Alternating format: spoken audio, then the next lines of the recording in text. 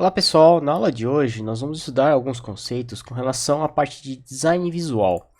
Então, dentro da parte de design visual, esse princípio da parte de design visual engloba conceitos com relação à parte de design de interfaces, que envolvem alguns temas, né, relacionados à parte de interação humano-computador, que envolve a parte de exibição desses conteúdos, né, da parte de interface em si, né, que envolve a parte de elegância e simplicidade, a parte de escalas, contrastes, proporções, né, a parte de organização e a parte de estrutura visual, né, do seu aplicativo ou do conteúdo, da maneira como você vai transmitir essas informações para os seus usuários. Envolve questões com relação à parte de módulos, programas, até mesmo a parte de representação de imagens, ou até mesmo por vídeos, ou até algum tipo de estilos, né, que envolve essa parte de estilos. Então, dentro dessas características da parte de design visual, envolve a parte de tipo, uma espécie de esboços, né, com relação à parte de interface que se beneficiam desses principais itens, né, relacionados à parte de estruturação, né, da parte de interface. Então, dentro dessas características, a gente vai estudar dentro dessa aula esses princípios da parte de design de visual. Então, o primeiro exemplo aqui que eu vou dar para vocês é com relação a uma frase, né? Tipo, como melhorar essa frase, né? Tipo, gostaria de convidá-lo para o chá de fraldas. Servimos bebidas e comidas deliciosamente para comemorar a chegada do nosso bebê José. Quando? 18 de fevereiro, às 15 horas. Onde? No local salão do nosso prédio. Se você precisar de endereço completo, nos avise. Por gentileza, confirme a sua presença até dia 11 de fevereiro. Cordialmente, João e Maria. Como que eu melhoraria essa frase ou a apresentação desse conteúdo, né, representado para vocês? Pensem um pouquinho nesse contexto, né? Como que eu faço para melhorar? É uma coisa simples, né, para a gente conseguir fazer uma melhoria, né, nesse texto em si, ok? Então, dando prosseguidade, já uma grande melhoria, né, com relação a essas características é a utilização de espaços em branco, né, no qual você vai fazer um agrupamento, né, tipo, você vai quebrar a linha, né, não barra N, né, popularmente na nossa linguagem de programação, né, dá um barra N, né, quebra a linha, né? Isso facilita também a parte de melhora um pouco da parte com relação à parte de visualização do conteúdo exibido para os seus usuários. Vocês percebem que fica um pouco mais simples, né? Fica até mais claro, né? Você conseguir fazer a leitura desse conteúdo, certo? Então, outra maneira para conseguir melhorar mais ainda é a utilização da parte de contraste e escalas para indicar uma hierarquia, né? Como eu falei anteriormente, né? Que envolve alguns princípios da parte de design visual de interfaces, né? Que é a parte de elegância, simplicidade, contraste, proporção, telas, a parte de organização e a parte de estrutura visual, né? Então isso também ocorre com a gente, né? No nosso dia a dia, igual quando a gente vai enviar um e-mail. Não é verdade? A gente quebra, né? Vai escrevendo por tópicos e vai quebrando linha, né? Vai colocando contrastes, coloca palavras em negrito às vezes, né? No qual depende muito da parte do conteúdo que você quer chamar mais atenção em si. Certo? Então, para isso, você vai começando a melhorar a parte de hierarquias, né? A parte de escala e contraste dos seus textos que vocês vão utilizar dentro dos seus aplicativos, que vocês vão querer apresentar isso para os seus usuários, né? Porque facilita a parte da leitura, deixar algo mais natural, né? Envolve a parte de direção, né? Com relação à parte de uso de espaço, essas coisas, facilita a maneira de conseguir, facilita a parte de compreensão por parte dos seus usuários, ok? Então, dentro dessas características, né, da parte de design visual, nós temos alguns objetivos, como eu expliquei anteriormente, que envolvem as questões de orientação, ritmo e mensagem, né? Porque dentro da parte de orientação, você consegue, né, a partir de uma estrutura, montar, né, esclarecer de fato o que você quer transmitir para os seus usuários, porque você consegue evidenciar a importância relativa e a parte de comunicar elementos, né, e relacionamentos entre os elementos em si, que envolve a parte de contextualização e visualização desses conteúdos. A parte de ritmo, ela envolve a parte de atrair as pessoas, no qual ajuda a orientação, porque fornece ganchos para que eles entrem dentro de um fluxo, né, igual quando a gente tem um fluxo natural de direção para uma leitura dos nossos textos, né? E isso envolve essa questão de ritmo, que está dentro dos conceitos da parte de design visual. E a parte de mensagem, que é expressar o significado e o estilo, né? Para os seus usuários, no qual isso é o famoso, a famosa, né, aquela coisa que eles falam, que é dar vida ao seu conteúdo, né? Que é ser algo mais objetivo, no qual ele consiga compreender, né? E consiga relacionar, né, e conseguir entender o conteúdo no qual você quer expressar e apresentar para os seus usuários. Então, dentro dessas características, né, em resumo, ele faz o tratamento e arranjo desses elementos visual para se comunicar e comunicar o comportamento e o significado, né, do que você quer transmitir aos seus usuários. Então, dentro dessas características, né, a gente vai estudar dentro dessa aula os princípios relacionados à parte de ferramentas básicas de design visual, os princípios de design visual e a parte de princípios de design visual de informações, né? Como que a gente vai transmitir essas informações de uma maneira mais clara para os nossos usuários. Então, dentro dessas características, né, nós vamos estudar primeiramente as ferramentas básicas, né, da parte visual, que envolve a parte de contexto, forma, tamanho, cores, né, orientação do seu texto, a parte textual, né, posicionamento, textos de tipografias, né, e a parte de movimentos e mudança com o tempo, né. Então, dentro dessas características, né, nós temos uma frase retirada do livro do Cooper, que ele fala, né, a minute to learn, a time life to master, né. No caso, uma tradução literal para isso é 1 minuto para aprender, uma vida inteira para dominar, né? E isso, tá, faz parte do nosso dia a dia também, né? Com relação, a gente, tipo, aprende muito rápido, mas a gente demora muito tempo para dominar, né, a parte tanto, por exemplo, parte escrita, né? Nós demoramos um pouco de tempo, né, para a gente dominar toda a parte de linguagem, formais, a utilização de conjunturas, abreviações ou até mesmo concordâncias verbais, né? Isso tudo envolve essas características, né, que são parte da parte de design visual, certo? Então, dentro desses mesmos pontos, né, igual a gente tem lá as informações, por exemplo, um site de notícias, né?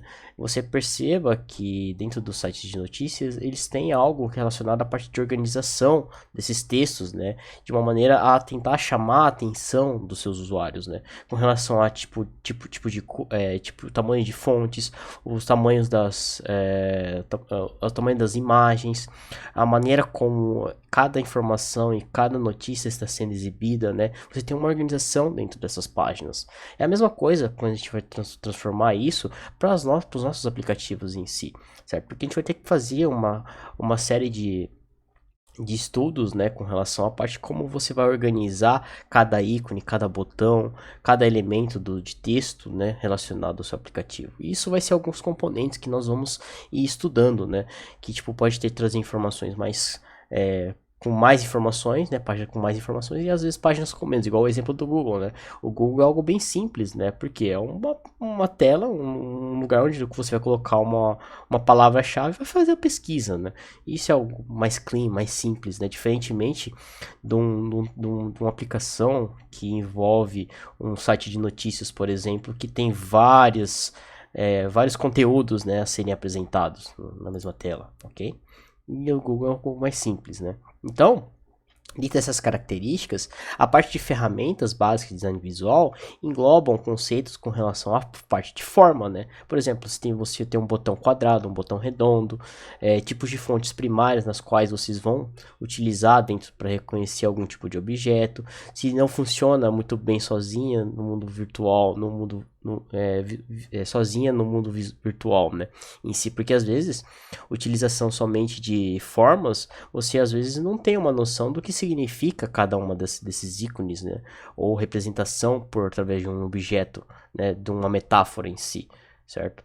Que você pode estar utilizando também como essas ferramentas como parte de forma, né, exibição de um botão, por exemplo, né? Você tem que ter alguma noção, né, juntamente com os affordances signifiers, para você conseguir ter uma distinção de como manipular e como utilizar esses componentes, né? Que envolve essa parte de contextos visuais. E também, dentro da parte de ferramentas básicas, envolve a parte de tamanho, no qual o tamanho é algo relacionado à parte variável, quantitativa e ordenada, porque as pessoas sequenciam os objetos pelos tamanhos, na verdade, igual nós temos os títulos, né, dos documentos. Pega um documento no Drive, a gente tem a possibilidade de selecionar os tamanhos de fonte, né? Vamos abrir aqui o Drive. A gente tem o tamanho de fonte, a gente consegue selecionar, né, de acordo com o que a gente quer, com os parâmetros que nós queremos, né? Nós temos aqui várias maneiras de expressar para os nossos usuários o conteúdo em si, né? No tamanho da fonte, né? Nós temos o título, nós temos... Depois do título você pode colocar título 1, o subtítulo, né? Então a gente tem uma hierarquia, né? Depois do título a gente pode colocar um parágrafo dentro desse título, né? Então isso envolve a parte de tamanho, né? Que as pessoas, né? Elas hoje em dia a gente tem algo relacionado à parte de selecionar, né? Esses objetos pelo tamanho, porque transmite uma ideia de importância relativa, porque quanto maior, mais importante é, ou às vezes com uma fonte em negrito, por exemplo, é algo mais destacado no qual você tem que ter mais atenção. Então aqui dentro dessas características, a questão aqui é as diferenças de tamanho, porque tem um custo, né, dentro dessas características, porque você quer chamar a atenção dos seus usuários. Porém, essa parte de tamanho envolve tem algum custo com relação à parte de prioridade dissociativa, né, no qual se é algo tão grande demais ou pequeno demais, ele pode ser difícil de se decifrar outras variáveis como a forma, né, no qual você quer transmitir de fato esses conteúdos para os seus usuários. Isso às vezes acaba, dependendo se você usar um ícone muito pequeno, algo muito pequeno, às vezes acaba distorcendo e o seu usuário não consegue compreender o significado daqueles do que você quer transmitir para ele, né? Às vezes um ícone muito grande também, um tamanho muito grande também fica complicado, né? De você tentar transmitir essas informações para os seus usuários. Então, dentro das mesmas características, envolve a parte de cores, né? Que envolve a parte de tonalização, né? Que é o RGB matriz, né? A parte de valor, saturação e luminosidade, né? No qual nós temos desses componentes, nas quais, dentro de interação humano-computador, a gente vai ter que usar, selecionar melhores aletas de cores, né? Dentro dessas características que ficam mais agradáveis para os nossos usuários ou algo mais clean, né? Que envolve da parte de tonalidade, envolve a parte de especiais relacionada à parte de cultura, né? De tipo se cores mais quentes, cores mais frias, né? Isso tudo envolve nessa parte dos conceitos da parte de HC, mas também dentro da parte de tonalidade envolve alguns efeitos, né, com relação a chamar a atenção dos nossos usuários, né? Por exemplo, se a gente colocar algo em vermelho é sinal para ter mais atenção, né? Ou a gente esqueceu de preencher algum campo, né? Isso tudo são coisas para tentar chamar a atenção, né, dos nossos usuários. Mas tomem cuidado com, às vezes, com a mistura de muitas cores, né? Porque às vezes isso acaba atrapalhando pessoas que possuem algum tipo de deficiência, por exemplo, aquelas pessoas que têm daltonismo, né? Às vezes a pessoa tem um daltonismo, elas enxergam as cores vermelhas ou verdes, né? Em formato cinza, né? E isso acaba distorcendo um pouco a parte de compreensão por parte dessas pessoas. E dentro desses mesmos pontos, nós temos a parte de valor, né, que diz respeito a quão clara ou escura é a cor, né, igual nós temos dentro das páginas em si, aquela parte com relação a, igual no site da Facom, por exemplo, nós temos a parte de contraste, né, que dentro dessas características, né, ajuda pessoas com algum tipo de deficiência visual, né, a parte de acessibilidade, a conseguir visualizar melhor o conteúdo em si, né, dentro dessas características, né. Deixa eu sair da Facom, peraí, vamos ver aqui. Normal, tamanho e outro contraste, ó, né, no qual você tem esses pontos relacionados à utilização dessas páginas em si, ou desses componentes, né, nos quais são aplicações que são voltadas para o público, né, no qual a gente quer conseguir entender e transmitir essas informações de maneira clara, né. E isso também ajuda, né, dentro dessas características, ao seu usuário a conseguir enxergar e associar melhor essas informações. A parte de saturação e luminosidade, né, que envolve a parte de dominância de tonalidade de cor, que também é algo quantitativo, né, que envolve maior saturação, maiores os valores, né. E cuidado com os efeitos carnaval também, né, nessa parte de luminosidade e saturação. Às vezes, pessoas que têm um pouco de fotofobia são pessoas que têm problemas com relação à parte de claridade, né, que ela tenha sensibilidade à claridade, né, de luminância, né, e isso, dessa parte de saturação, acaba interferindo nessas pessoas que têm esse tipo de deficiência, tá? De deficiência visual em específico. Então aqui nós temos também essa parte de modelos básicos da visual, nós temos a parte de saturação, né, que é o modelo HSV, né, que é essa parte que ele trabalha com essa parte de cores, né. Dentro da nossa disciplina também, eu vou apresentar para vocês uma ferramenta que tem, acho que uma Material.io. Material.io Color. Mature I/O Color, se não me engano, ele permite que você customize melhor, né, a parte de tonalização de cores, né, ó. A parte de Mature I/O é algo bem legal, porque você consegue ter essa parte de saturação, ele mostra, representa para vocês, né, essa parte com relação à utilização de melhores cores, né, nas quais são algo mais importante, né, dentro da escolha de melhores cores, ou até cores primárias, cores secundárias, cores de fundo, as cores que não são utilizadas, né, de fato dentro das suas aplicações, qual se adequam melhor às suas necessidades de criação, certo? Isso também, quando a gente começar a trabalhar com essa parte de desenvolvimento, né, isso vai ser bem útil para vocês. Depois eu coloco um material para vocês lá, tá bom? Mas também tem todas essas características, né? A parte de cores, saturações, né? Ajudam dentro da identificação de parte de mapa, por exemplo, né? Igual nós temos aqui o mapa com relação à parte relacionada à indicação do nível, né? Da parte de terreno, né? Da parte com relação a 2 pontos, né? Da parte de mapas, né? Dizia que era um mapa do Japão, né? Que é a parte de qualidade, né? Com relação aos mapas hoje em dia utilizam-se muito desses contextos da parte de design por cor, né? Igual quando a gente tem, né, a nossa com relação à altitude, né? Dentro do mapa do país, né? Ou até mesmo por temperatura, né? A gente tem essas diferenças de tonalidades, né? Se a gente abre, por exemplo, um clima-tempo, né?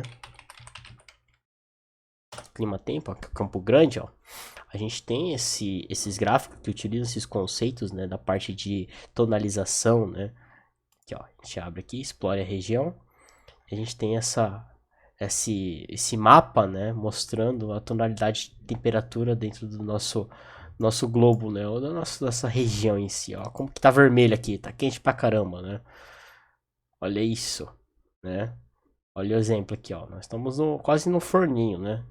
Então, percebam que você tem essa parte de utilização de tonalização e saturação, né?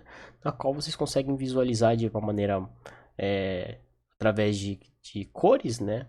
Os indicativos de temperatura, né? Por exemplo, aqui você tem o grau, né? De quanto mais quente, mais vermelho fica, né? Quanto mais frio, mais azul fica as cores, né? Vamos pegar aqui por exemplo, um lugar aqui. Vamos pegar o Polo Sul. Vamos ver se vai, né? O negócio não travar aqui. Ali, ó. Ali, ó. Aqui, ó. Regiões aqui pra baixo aqui, do Polo Sul aqui, ó. O negócio tá gelado, né? Enquanto aqui tá um forninho, né, ó. Imagina, é verdade? Então, tem essas características de diferença de tonalidade, né? No qual são representadas para a parte de design visual por cores, né? Aí, outro exemplo, né, que eu coloquei aqui para vocês, né, com relação à parte de níveis de profundidade do mar, também envolve essas características. Já para a parte de sistemas, por exemplo, né, o uso de cores dentro do Javalock, né, and Fill, né, porque você tem 6 cores em 2 grupos, né, no qual é limpo e consistente, e facilita o aprendizado, porque o roxo é algo clicável e cinza é algo não clicável, falta desativado, né? Isso aqui era dentro das aplicações antigas, né, do Eclipse. Acho que o Eclipse fazia isso antigamente, tá? Então, mostra também algo para os seus usuários que, tipo, se está em cinza, por exemplo, é algo não clicável, né? Se está em roxo, é algo clicável. Isso é uma das técnicas também da parte de design visual aplicadas dentro desses contextos por cores. Outro ponto, né, da parte de design visuais envolve a parte de orientação, textura e posição, né? Orientação, né, é o senso de direção, se é de cima para baixo, de baixo para cima, de frente para... Porque hoje em dia a gente tem vários sensos de direção, né? Tipo, se o celular tá... Pega um celular ou um tablet, está na posição horizontal ou na posição vertical. Isso também tem sentido, né? Porque você vai ter que ter o reajuste da sua tela e do seu conteúdo para se adequar ao tamanho da tela também, né? Então, dentro dessas características, envolve algum fator secundário de comunicação visual, porque é difícil perceber algumas formas e tamanhos, né? Porque hoje em dia nós temos vários tamanhos de monitores, né? Nós temos monitores desde 13 polegadas até 25 polegadas widescreen, né? Então a gente tem vários tamanhos de tela, várias formas, né? E formatos, né? Tipo aquelas telas curvas, né? Isso tudo também envolve a parte de orientação, né? E senso de direção. A parte de texturas, né, no qual envolve a parte de superfície, se é algo áspero, regular, áspero, macia, algo regular e irregular, e dentro das características da parte de computação, né, na parte no qual nós trabalhamos, elementos digitais eles não tem texturas reais, mas sim aparência simulada, né? No qual a gente simula algo, né? Mas cuidado dentro dessas características de textura, porque ela requer muita atenção dos seus usuários, porque isso acaba levando a poluição visual, né? Principalmente para pessoas que têm algum tipo de deficiência visual, né? Então, isso acaba afetando também na parte de conceito de conseguir compreender o conteúdo no qual você está tentando transmitir para os seus usuários. Outro ponto envolve a parte de posição, né, no qual é a localização relativa dos seus objetos. Né? Um botão, por exemplo, envolve a parte de escrita de um texto, um checkbox, um campo de preenchimento, né, de campo de texto. Isso tudo também envolve essas características de posicionamento, né, em relação a onde você vai posicionar isso na sua tela. Então existe uma ordem e é algo relacionado à parte quantitativa, né? Porque ajuda a comunicar as hierarquias, né? Você igual nos nossos slides, né? A gente tem um título e dentro desse título nós temos vários tópicos e desses tópicos nós temos o conteúdo relacionado a cada um desses tópicos, né? Isso aqui é a parte de posicionamento. Igual quando você vai escrever um e-mail ou vai escrever um texto, né? Na parte de uma dissertação em si, envolve essa parte de conjuntos de hierarquia, né? Envolve a parte de posicionamento, agrupar, quebrar linhas, né? Isso tudo são alguns contextos dessa parte básica de parte de posicionamento, né? Que envolve a parte inicial do conceito de design visual. Então, dentro dessas características, né? Como a gente acabou de falar, nós temos a tipografia, que é uma arte antiga, né? Que é como escrever e arranjar letras para tornar textos escritos legíveis e atrativos, né? Que envolvem algumas dessas características, né? Da parte de escrita, né? Como que a gente vai apresentar um texto para os nossos usuários, né? Então, dentro dessas características, né? Existem várias partes relacionadas, igual a gente trabalha nos nossos documentos Word aqui, né? Nossos docs da vida. Existem um tamanho de fonte, uma hierarquia, né? Na qual a gente consegue escrever e você consegue determinar o tamanho das fontes, escolher o tipo de fonte também, né, relacionada. Qual que é o melhor tipo de fonte a ser utilizada dentro das características das nossas aplicações? Isso depende, né? Eu uso, por exemplo, as padrões, né, que é a Arial, porque ela tem algumas características da parte de serif, né? A gente vai explicar também dentro desses contextos, que é o próximo tópicozinho aqui, mas envolve a parte de escritas, né?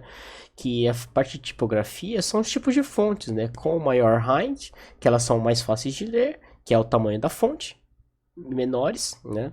E em dispositivos de baixa resolução, né? Quanto maior o tamanho da fonte para dispositivos com menor resolução, melhor para você conseguir enxergar, né? Mas às vezes você tem aquela tela que é aquela tela Full HD no qual tem aquelas telas, as letrinhas minúsculas, né? Pequenininha, que é até difícil de você conseguir enxergar, né?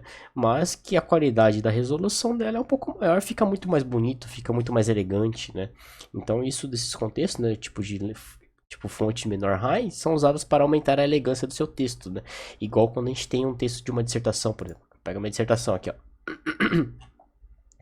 Vamos pegar aqui, ó, a parte de introdução aqui, né?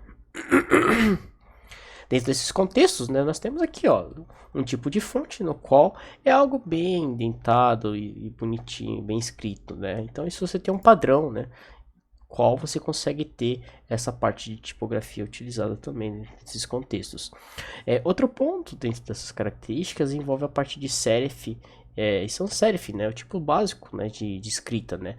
Mas você vai perguntar assim, pô, professor, mas qual que é a diferença, né, entre serif e sans serif, né? No caso, entender essas diferenças entre essas duas categorias de fontes, né, nos quais a gente encontra, né, no nosso dia a dia, envolve algumas características, né? Por exemplo, vocês conseguem notar, né, dentro desses pontos, né? Tipo, é fácil de você reconhecer a diferença entre serif e sans serif, no qual, só pelo nome já diz, né? Serif e sans serif. Qual a letra serifada, né? Ela tem um traço decorativo, né? No qual ela fica na base, né?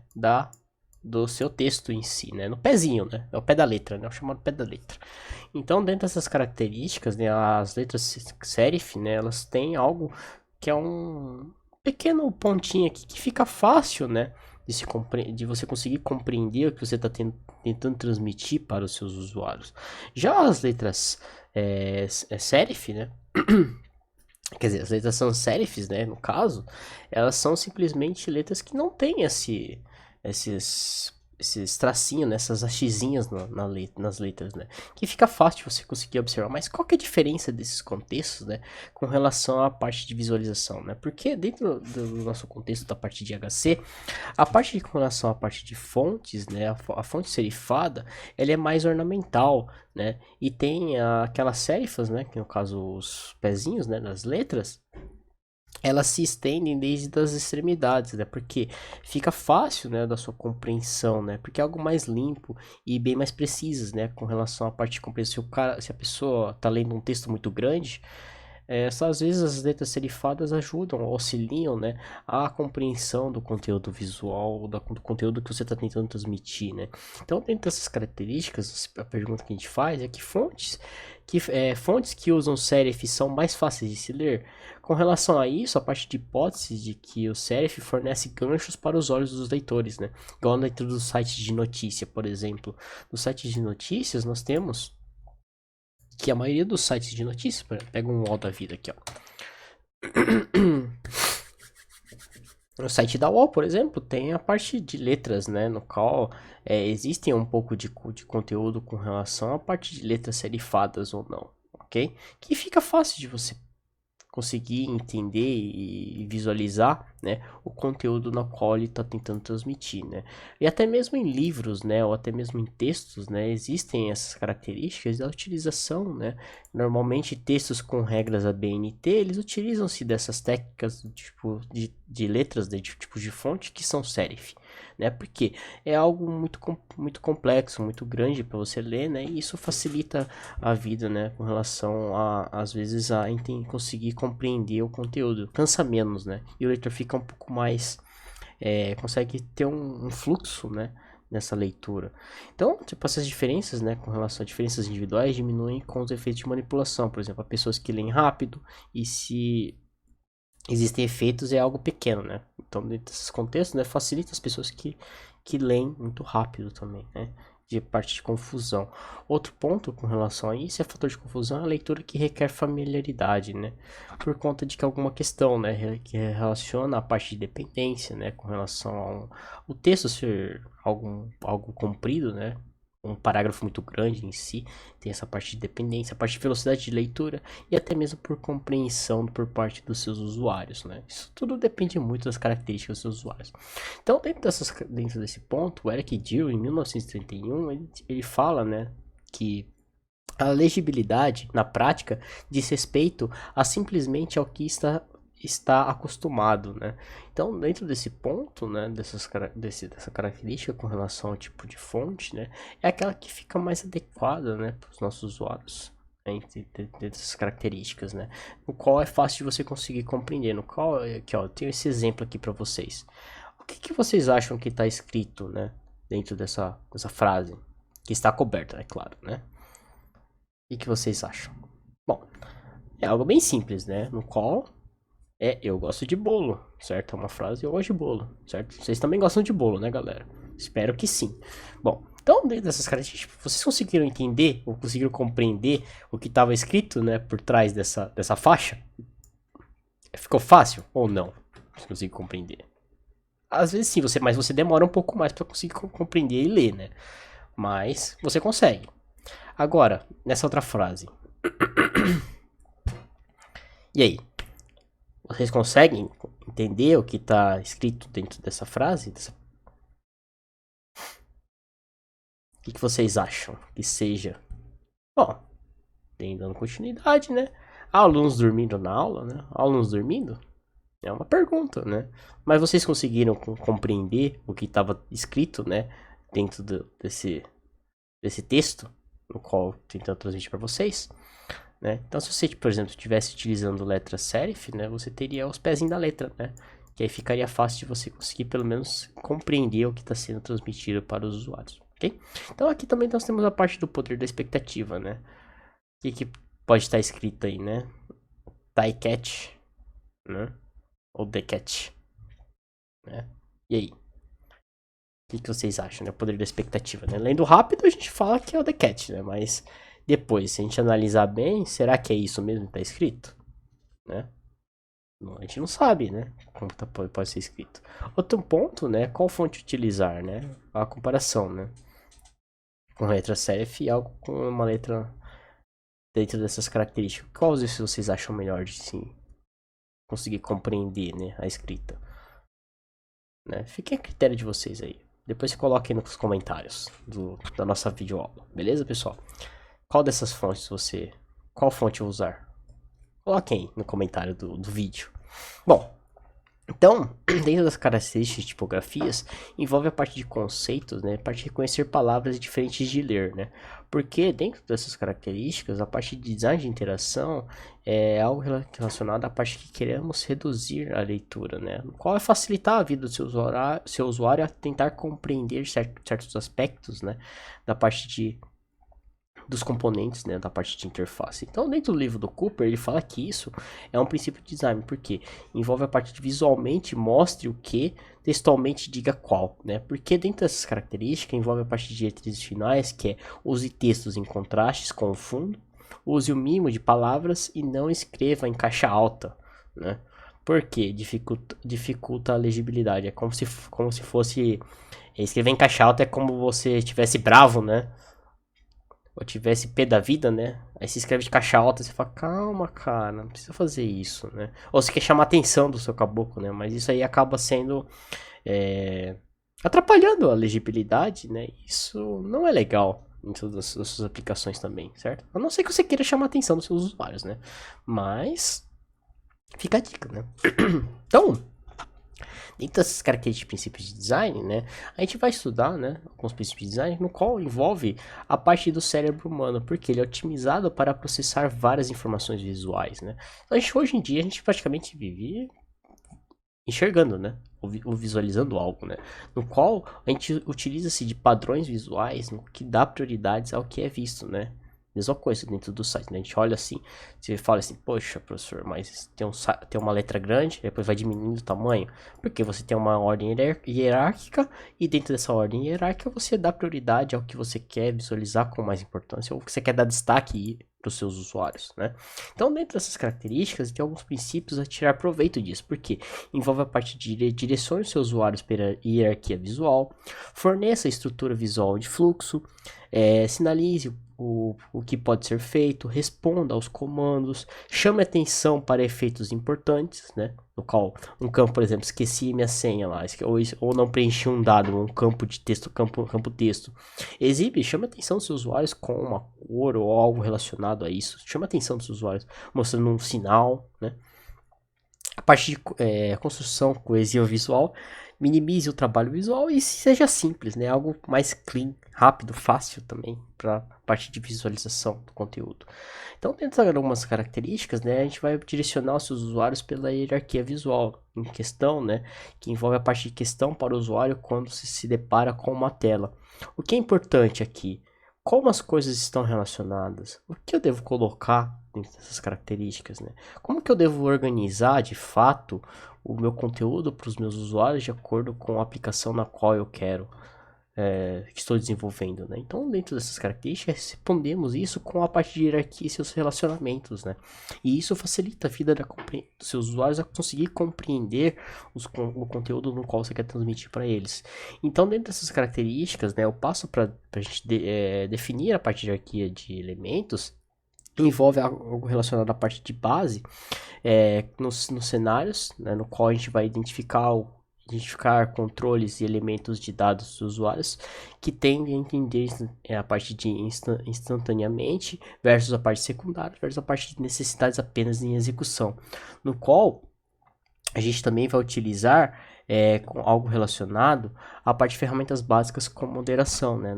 Então, dentro dessas características, faça mínimas variações, né? No caso, tipo, utilize alguns conceitos relacionados a, por exemplo, utilizar fontes cores, o negrito, né, o itálico, isso tudo chama algo mais, dá ênfase, né, com relação ao que você quer transmitir para os seus usuários. Isso vai ter, envolve a parte de conceitos de tamanho, variações de cores, né, ênfase, a parte de hierárquica, o tipo de tipografia.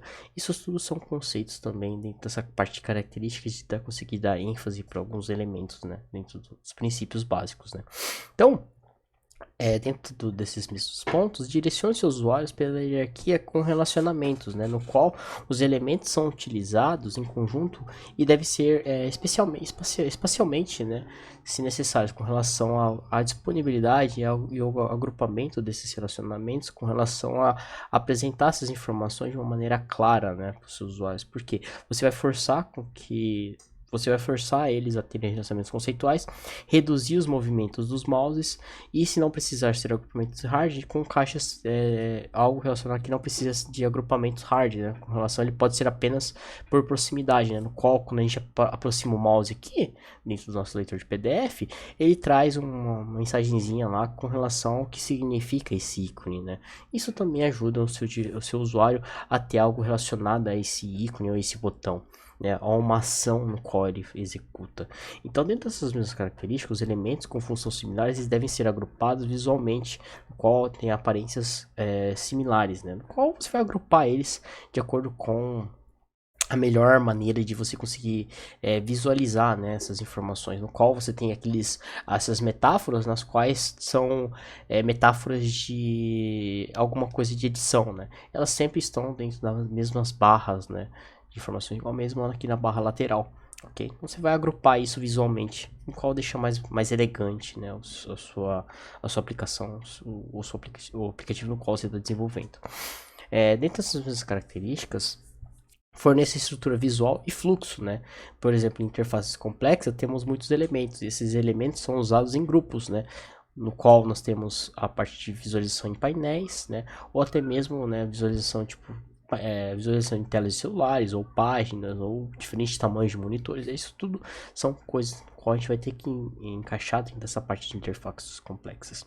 E de como criar agrupamentos, né, espaciais e efetivos, né? Porque dentro dessas características, né, nós temos também o exemplo, né, dos sites de jornais, né, de informações, no qual eles são agrupados, né, de acordo com os elementos, né, a parte de interface, né, as notícias que mais chamam a atenção estão em destaque, né, isso tudo são pontos e são características nas quais você está transmitindo para o seu usuário. Aqui a gente vai estudar alguns conceitos aqui durante essa aula, que envolve a parte de conceitos de grids, envolve a parte de conceitos relacionadas a tipografias, né, a parte de elementos hierárquicos, né, dentro das suas aplicações. Então, dentro dessas características, nós temos a parte de informações de visual por fluxo, por grid, né? Que dentro desse ponto, o grid nada mais é o que? São as grades, que são um conjunto de linhas invisíveis nas quais todos os elementos da tela se encaixam, né? Essa é a definição básica dos grids, né? No qual isso está presente em quase todas as nossas aplicações, né? Porque ela tem a parte de uso de espaçamento e alinhamento, né? Entre grupos de elementos, né? E igual nós temos dentro dos botões aqui, ó. Nós temos uns botões. Aqui nós temos vários grids, né? No qual temos o mesmo alinhamento para a separação de cada um desses itens, né? E alinhamento dos botões em relação ao conteúdo da página, né? Isso também dentro das páginas web, nós temos esses conceitos, né, com relação à separação, né, do nosso sistema, né, no caso a página web aqui do jornal, no site da UOL, nós temos, né, a separação por grids, né, ó, nós temos 1, 2, 3 grids, né, ou colunas, né, em si, e temos várias separações, né, que são feitas através de umas linhas e por tamanho de textos, né, e também por imagens, né. Isso tudo são alguns componentes que são utilizados para a gente conseguir visualizar de uma maneira mais clara, né, que a parte de estruturação. Dentro dessas mesmas características, envolve a parte, por exemplo, da organização de textos, né, como por exemplo um sumário, né, que aqui a gente tem aqui a programação web, PW1, interação computador, IHC1 e assim por diante. Uma outra visualização dessa maneira para a gente conseguir organizar melhor, né, visualizar melhor através de utilizando formas de grids e fluxos, é colocar PW1, programação web, IHC1, interação humano-computador e assim por diante. Colocar depois os nomes dos professores. Outra maneira de você conseguir visualizar melhor é quebrar linhas, né? Então, temos PW1, programação web, professora Jane, interação humano-computador, com a professora Jane, interação com o computador 2, com a professora Patrícia, computação sociedade com a professora Débora, né? Então a gente tem essa outra variação. Então, dentro dessas mesmas características, né, nós temos essa variação, né, de quebrar linhas, né, e isso ajuda a facilitar, né, a compreensão do conteúdo para os nossos usuários, né, e isso envolve a parte de questões de fluxo e utilização de grids, né, no qual você vai ter o alinhamento de cada uma dessas palavras, né, em relação ao conteúdo, né, a maneira como você vai exibir para os seus usuários, né.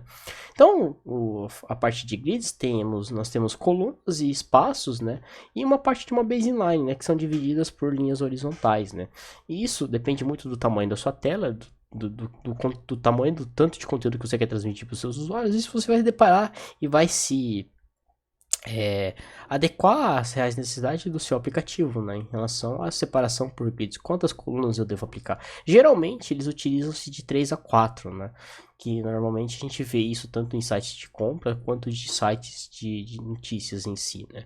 Então isso também é uma maneira de você organizar o fluxo. Então determinar a unidade atômica da parte de grids é relacionada à parte de menor espaçamento entre os elementos, que exige o seu grid e que não pode ser muito pequeno também, né? Porque senão os seus usuários não vão conseguir compreender, não vão conseguir ler, né, o conteúdo no qual você quer transmitir para eles. Então, prestar atenção à modularidade é algo relacionado à parte de precisa ter relações consistentes entre as áreas de tamanhos diferentes, expressas como uma razão, né? No qual envolve a parte de seção dourada, que é 1 para 1, né? No caso 61. 1 para 1.61, que é encontrada com frequência na natureza e muito agradável aos olhos. Raiz quadrada de 2, né, que no caso tem que ser 1 para 1.14, né, que é a base do padrão internacional de tamanhos de folha de papel, né, que é o padrão A4, né, que é o tamanho que a gente utiliza assim nos nossos papéis de folha de sulfite normais. E razão 4x3, né, que é o mais comum nos monitores de hoje em dia, né. Hoje em dia também a gente tem os 16 por 8 também, né? Então tem vários tamanhos, né? E hoje também nós temos vários monitores também com diferentes tipos de padrões, né? E também a gente tem vários tamanhos e com relação a qualidade também, né? Então isso também interfere dentro das características de exibir essas informações para os nossos usuários, né?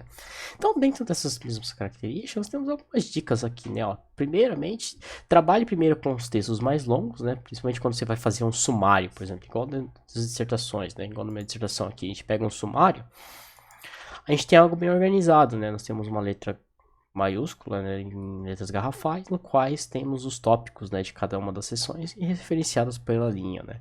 Isso facilita a visualização, né. No mesmo contexto, né, você tem um alinhamento, né, sempre para a esquerda. Por quê? Isso, essa parte de alinhamento para a esquerda é onde que nós estamos acostumados a fazer a parte de leitura, né.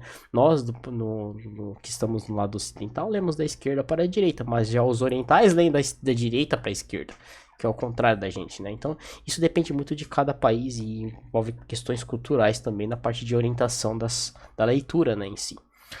Aqui nós temos um exemplo, né, quando você dá um Ctrl P, né, na página, você tem uma pré-visualização desse contexto, né, na parte de visualização do seu conteúdo. E isso também envolve a parte de orientação por grid, no qual você consegue organizar através de colunas, né? E isso também depende muito da configuração da sua aplicação. E a parte de orientação também envolve esses quesitos, beleza?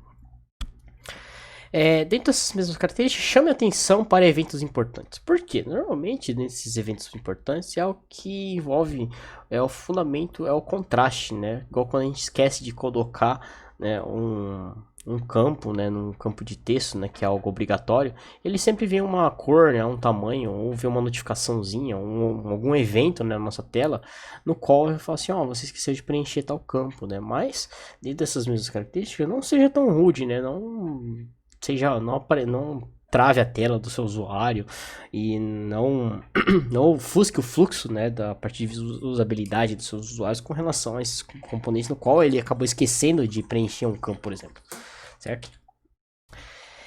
Dentro dessas mesmas características, minimize o trabalho visual, porque poluição visual aumenta a carga cognitiva do seu usuário e o contraste de elementos de dados, né, passam a interferir uns nos outros, né?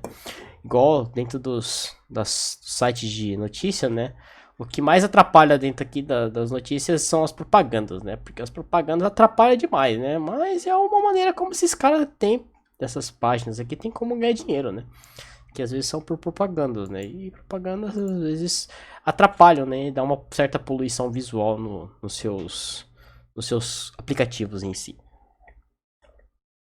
Mas aí já entra outras questões, tá? Que é questões de dinheiro, né? Questões de dinheiro envolve essa parte aí. Mas um bom site, né, uma boa aplicação, não tem tanta poluição visual, né? Porque o pessoal hoje em dia tem aquela questão do ser clean, né? Algo mais interfaces cleans. Então, dentro dessas mesmas características, ele pode ter várias formas, né? Como, por exemplo, renderização 3D, a parte de texturas, contrastes, uso de muitas cores, hierarquia fraca, até mesmo propagandas, tá? Entrando nesses contextos de poluição visual, tá? Porque você vai separar certos trechos dos grids para colocar propagandas, né? Isso também envolve essa parte de...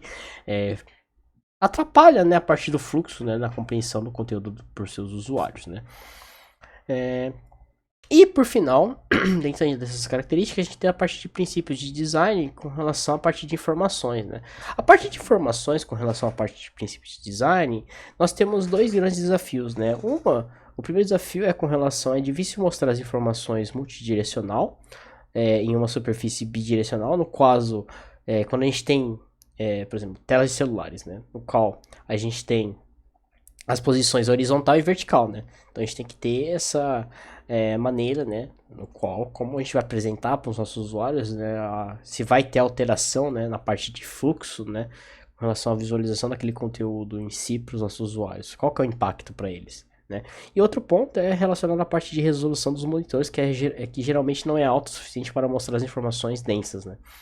Às vezes tem aquelas pessoas que têm os monitores um pouco mais antigos, nos quais são 800 por 600, né, de resolução, em vez de ser 1080p, né, por 800. Aí depende da resolução de cada tela, né.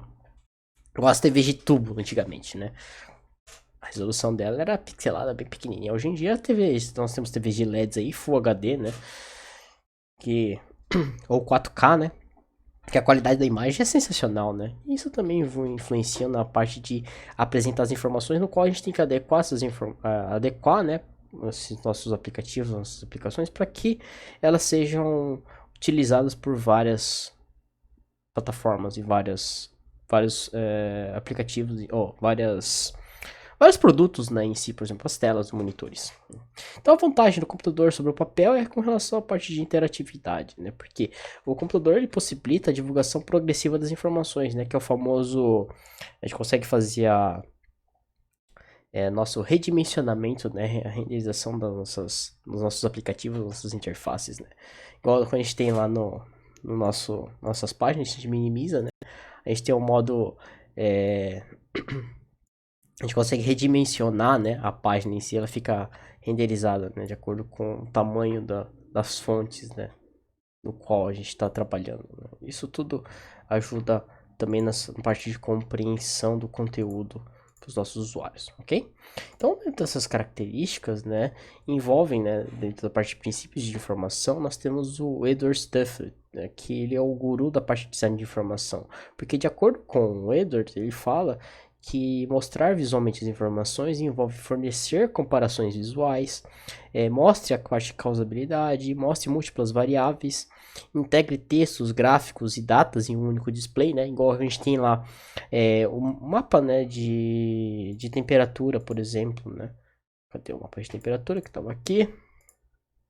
O mapa de temperatura, nós temos integrar, né, várias ferramentas, né, dentro dessa mesma aplicação, dessa mesma tela. Aqui, por exemplo, a gente tem a parte de horários, e nós temos a parte no qual ele está fazendo os movimentos, né, do vento, e também de acordo com os negócios de temperatura, né, o gráficozinho, né, no qual tem a escala de temperatura, né, no qual facilita a visualização e compreensão desse conteúdo por parte dos usuários, né, integrar isso tudo em um único elemento, né, esse é um exemplo básico, tá, dessa parte de informação.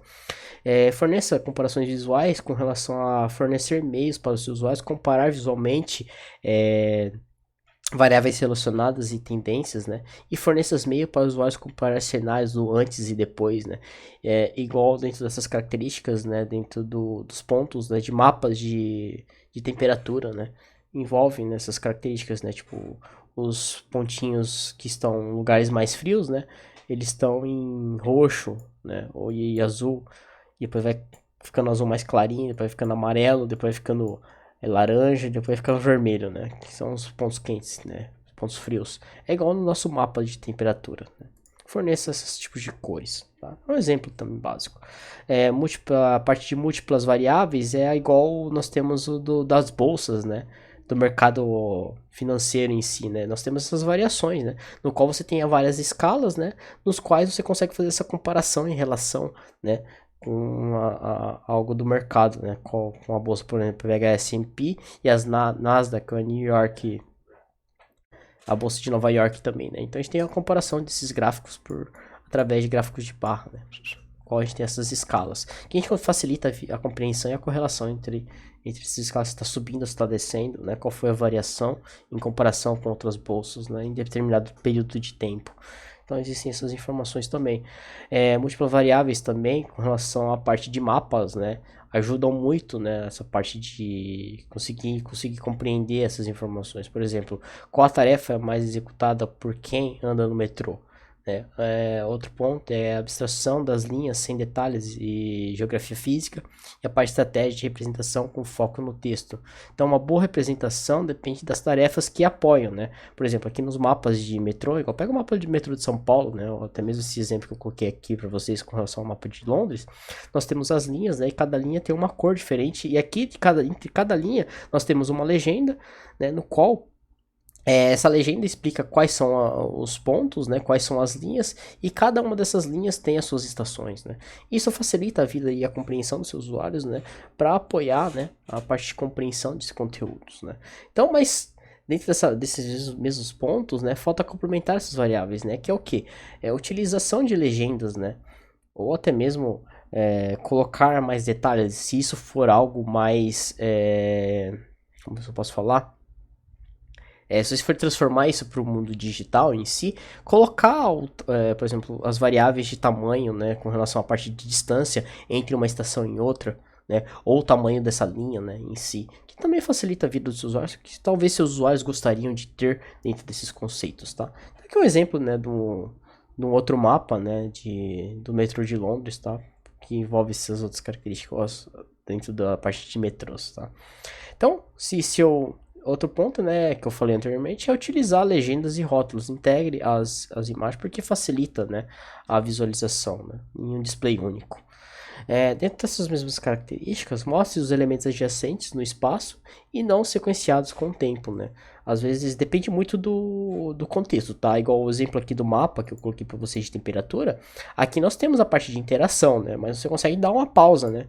Você consegue pausar isso, né? E mostrar de uma maneira mais carregada através de imagem, né? E isso deixa o seu usuário com menos problemas de visualização, né? Facilita a vida dele, porque é algo mais dinâmico, né? Isso depende muito do contexto, tá, galera? Não é algo que tem que fazer ou não, tá? Depende das características do projeto no qual vocês estão desenvolvendo, beleza? Então isso envolve essas características, tá? Mas são padrões que podem ser seguidos ou não, tá? Então depende muito da aplicação. Outro ponto é não quantifique, né, dados quantitativos, né? Porque mesmo que você use gráficos para facilitar a compreensão de dados quantitativos, não deixe de apresentar os números em si, né? Dentro da minha dissertação, por exemplo, e isso está na regra da ABNT, né?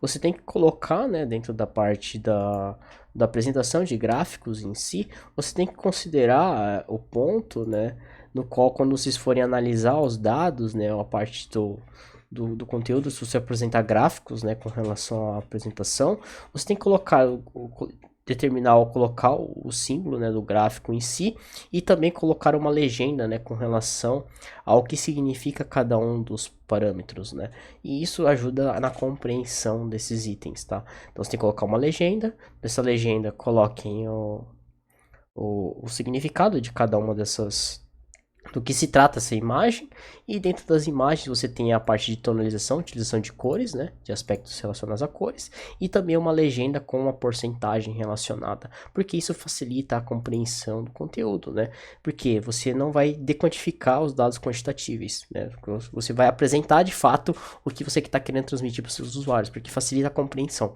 dos dados. E por final, para fechar a aula, né, nós temos algo relacionado, tipo, não subestime o poder da representação. Por exemplo, um jogo de 2 jogadores adversários. Escolher números de 1 a 9, jogadas alternadas sem repetição de um número. O objetivo de um jogador é escolher 3 números quaisquer que somem 15 no total. Esse é o jogo. Não subestime o poder da representação. Depois deixe no comentário desse vídeo, se vocês chegaram até aqui, qual o jogo que é, tá? Coloquem lá no comentário do vídeo. Depois a gente tira as dúvidas aí, depois vocês mandem aí no comentário do vídeo. Beleza, pessoal? Então a gente vai terminando a aula por aqui, beleza? Então é isso, galera. Qualquer dúvida me procurem, tá bom? Manda e-mail, que depois aqui a gente vai dar o feedback, né? Que no caso era o jogo da velha, né? Que é um jogo isomórfico ao jogo da velha. Beleza, pessoal? Muito obrigado e até mais.